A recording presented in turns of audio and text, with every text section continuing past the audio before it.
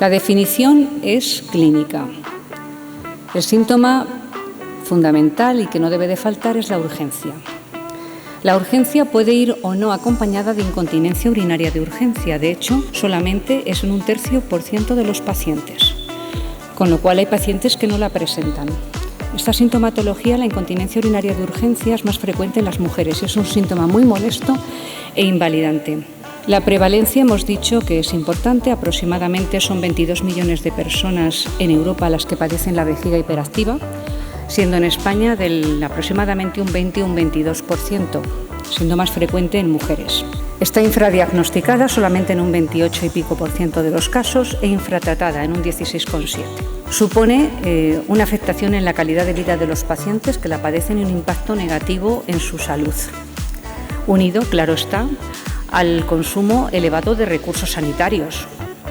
Fijaros que en la productividad laboral, cuando se padece la vejiga hiperactiva, que es un 11,5% de los pacientes que están en edad laboral, pues tienen que organizar su vida en torno a un aseo.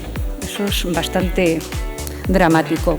La causa fundamental del S-Twin no va a estar en la próstata, es decir, soy yo. Tenemos que escuchar al paciente, ver qué tipo de síntomas predominan y sobre todo tener en cuenta lo que hemos dicho anteriormente de la unidad funcional vesicoprostática. Bien, basado en ese documento de criterios de derivación y manejo integral del paciente con S-Twin, que muy bien nos ha explicado Isabel, el proyecto nació en el año 2018, pero ahora en el año 2022 ha habido una actualización y tenemos el manual práctico, donde se recogen todos estos aspectos que vamos a ver a lo largo de estas presentaciones.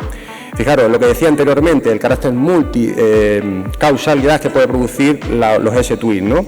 Desde una HEP, que es la cosa más frecuente, una vejiga hiperactiva, que ya lo ha explicado anteriormente Isabel, pero fijaros, hay patologías sistémicas, desde una insuficiencia cardíaca, diabetes mellitus, vejiga neurógena, incluso pacientes que sufren un ACV, pueden tener este tipo de S-Twin, y luego fijaros también el impacto que pueden tener a veces los fármacos, hablamos de fármacos antihistamínicos, calcio antagonistas, diuréticos, etcétera, que pueden producir los S-Twin. Por tanto, es muy importante que hagamos un buen diagnóstico diferencial determinando cuáles son las posibles causas de un paciente que venga con S-Twin. Y para ello tenemos una herramienta diagnóstica. De ese documento manual práctico, como he dicho anteriormente, viene este algoritmo. Fijaros que para mí lo más importante es pruebas obligatorias y pruebas recomendadas. ¿Por qué son importantes estas pruebas? Que no vamos a entrar en detalles en una de ellas, explicarlas, porque todas las conocéis. Porque son accesibles para el médico de atención primaria. Es decir, una historia clínica, un IPSS, un examen físico con tacto rectal, un análisis de orina, un diario micinal, un PSA, todo lo tenemos al alcance en nuestras consultas diarias, no tenemos por qué derivar una atención especializada para hacer una prueba diagnóstica de este tipo, ¿no?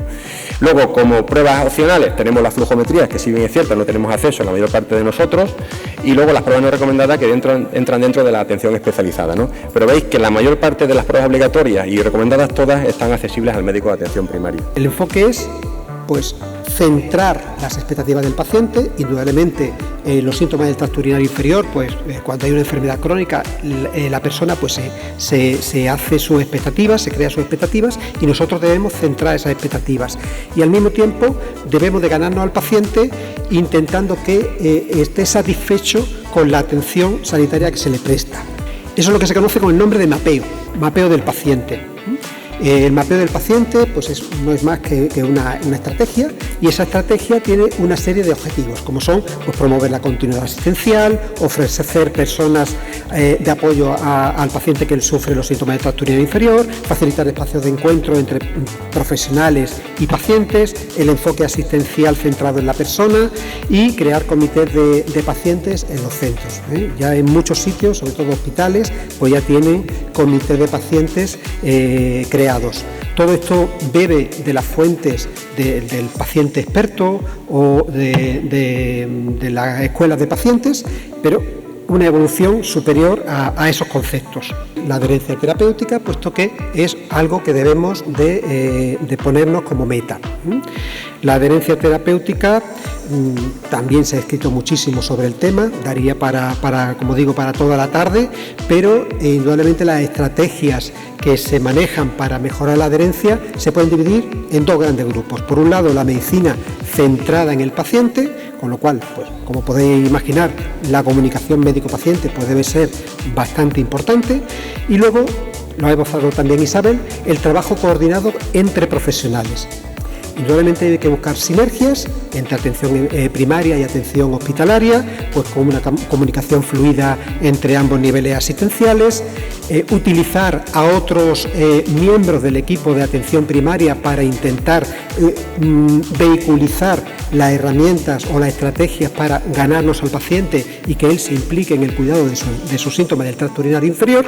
Y otra cosa que también habían apuntado, pues la integración de la farmacia comunitaria en el seguimiento de los pacientes crónicos. Ya es una experiencia que a nivel de, por ejemplo, de Galicia, pues está bastante avanzada, y en otras comunidades autónomas pues también se están dando pasos en este sentido.